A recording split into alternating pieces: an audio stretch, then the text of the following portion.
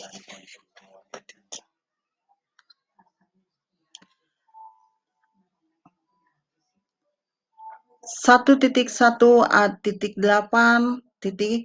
koneksi antar materi, kesimpulan, dan refleksi modul 1.1. Fasilitator Haji Dedi Hermawan MPD. Pengajar praktik Haji Oman Suryaman SPD.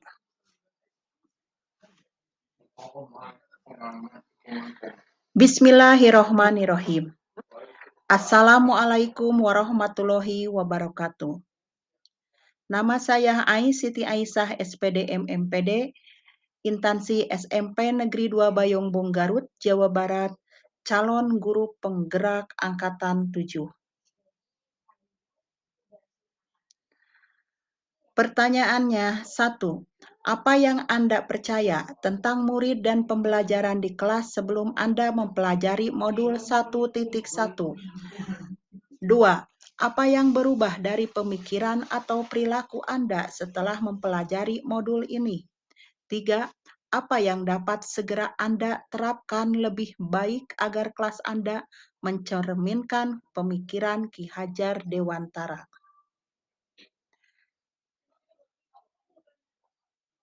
Nama saya Siti Aisyah, SPD, MPD. Saya adalah calon guru penggerak Angkatan 7 dari SMP Negeri 2 Bayongbong, Garut, Jawa Barat. Pada kesempatan ini, saya akan menyampaikan kesimpulan dan refleksi terhadap materi modul 1.1 tentang pemikiran-pemikiran Ki Hajar Dewantara. Seperti yang kita ketahui, Ki Hajar Dewantara adalah Bapak Pendidikan Indonesia yang lahir pada tanggal 2 Mei 1889.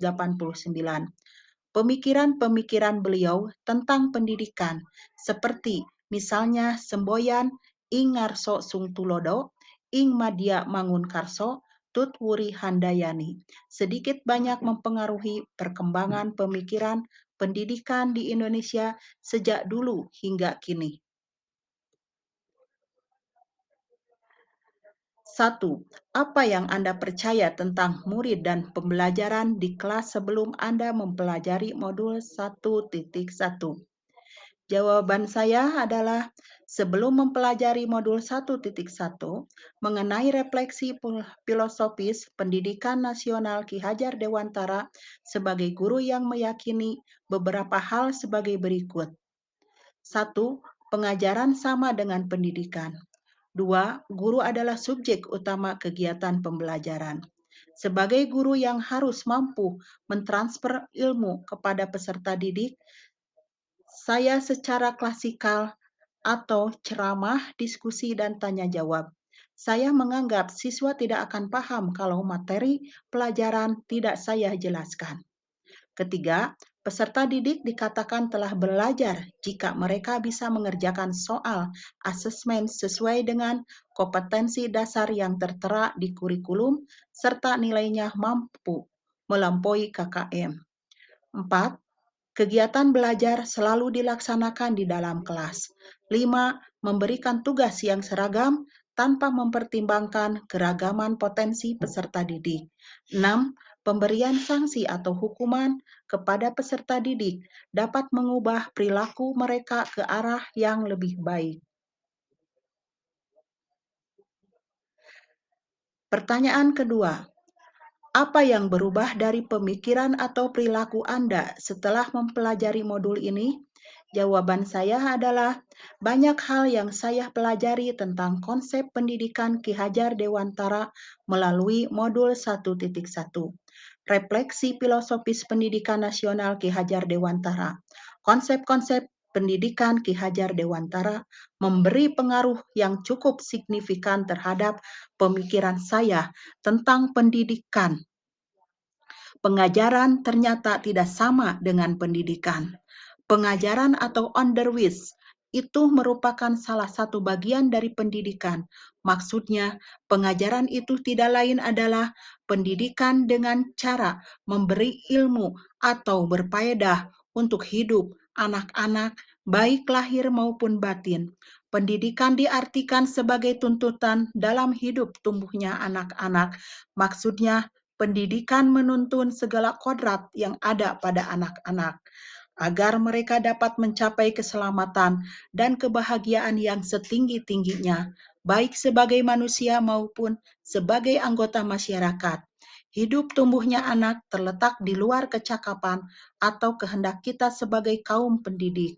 Anak-anak adalah makhluk, manusia dan benda hidup, sehingga mereka hidup dan tumbuh menurut kodratnya sendiri. Kita kaum pendidik hanya dapat menuntun tumbuh atau tumbuhnya itu. Dalam menuntun, kita dapat mengibaratkan diri kita sebagai petani dan anak-anak yang kita didik sebagai benih atau misalnya benih padi. Kita sebagai pendidik hanya dapat menuntun tumbuhnya padi tersebut. Kita dapat memperbaiki kondisi tanah, memelihara tanaman padi, memberi pupuk dan air, membasmi ulat-ulat atau jamur-jamur yang mengganggu hidup tanaman, padi, dan lain sebagainya. Tetapi kita tidak dapat mengganti kodratnya padi. Kita tidak bisa memaksa padi itu tumbuh seperti jagung misalnya. Sebagai pendidik kita harus terbuka, namun tetap waspada terhadap perubahan-perubahan yang terjadi. Pada dasarnya anak bukanlah kertas kosong yang bisa digambar sesuai dengan keinginan orang dewasa. Tetapi anak sudah membawa kekuatan atau kodratnya, yaitu kodrat alam dan kodrat zaman. Kodrat alam anak berbeda-beda. Kodrat alam anak yang tinggal di pegunungan akan beda kodratnya dengan anak yang tinggal di pesisir pantai. Mereka akan memiliki potensi, bakat, dan minat yang berbeda. Maka kita harus menyadari bahwa setiap anak beragam dan mempunyai keunikan sendiri-sendiri. Sedangkan kodrat zaman berhubungan dengan zaman yang dialami oleh peserta didik pada saat pengajaran atau pendidikan berlangsung.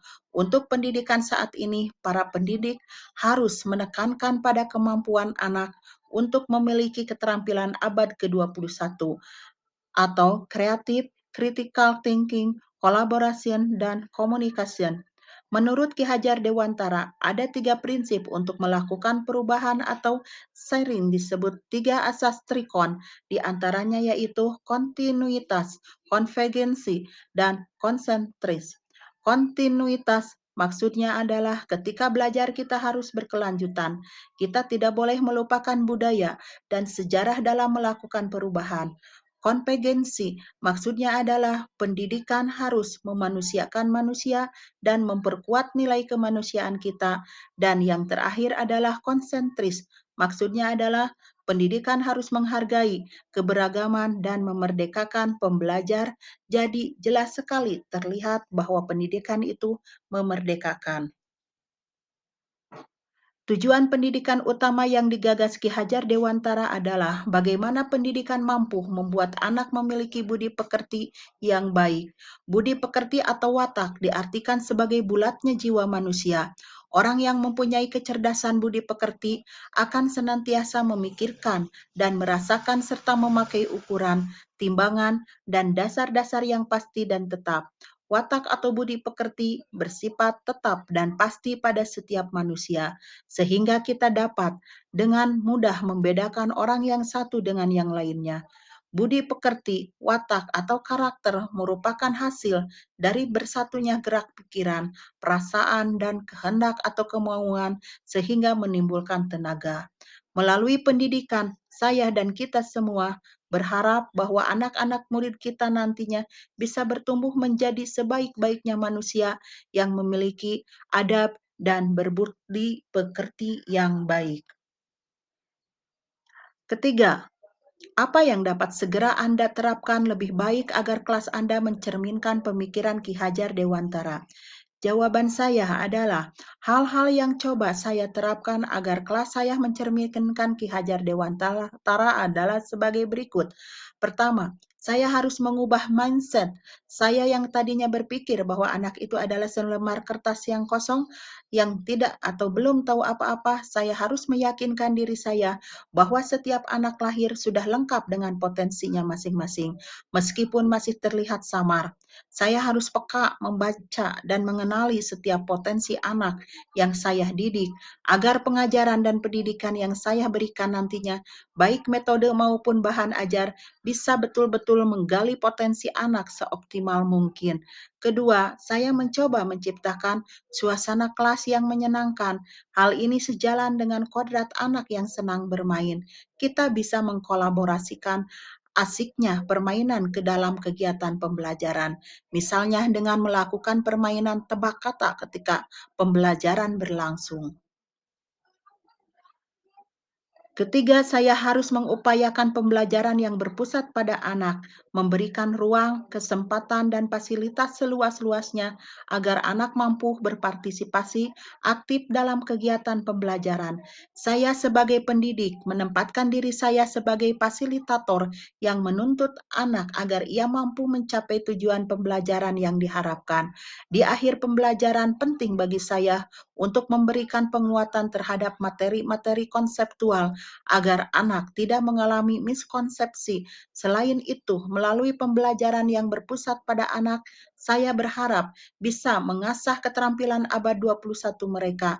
Keempat, sebagai wujud dari tujuan pendidikan yang utama, yaitu lahirnya anak yang tidak hanya kompeten dari segi akademis, tapi juga berbudi pekerti yang baik. Saya sebagai guru, selain memberikan wejangan, harus bisa juga memberikan teladan yang baik. Jadi, anak tidak hanya melakukan apa yang saya katakan, tapi harapannya anak mampu meneladani perilaku-perilaku baik yang saya contohkan.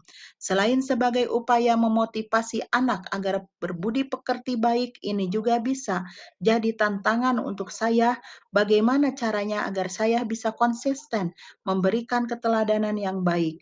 Guru sebagai sosok yang digugu dan ditiru. Yang terakhir, saya berharap saya bisa memaknai semboyan Ki Hajar Dewantara, yaitu Ingarso Sung Tulodo, dari atas saya bisa memberikan teladan bagi setiap anak didik saya, Ing Madyo Mangun Karso, di tengah saya bisa jadi teman yang memberikan semangat, serta Tuturi Handayani, dari belakang saya bisa memberikan dorongan moral serta semangat belajar. Sekian paparan dari saya tentang koneksi antar materi, kesimpulan, dan refleksi modul 1.1. Mohon maaf apabila masih banyak kesalahan. Wassalamualaikum warahmatullahi wabarakatuh.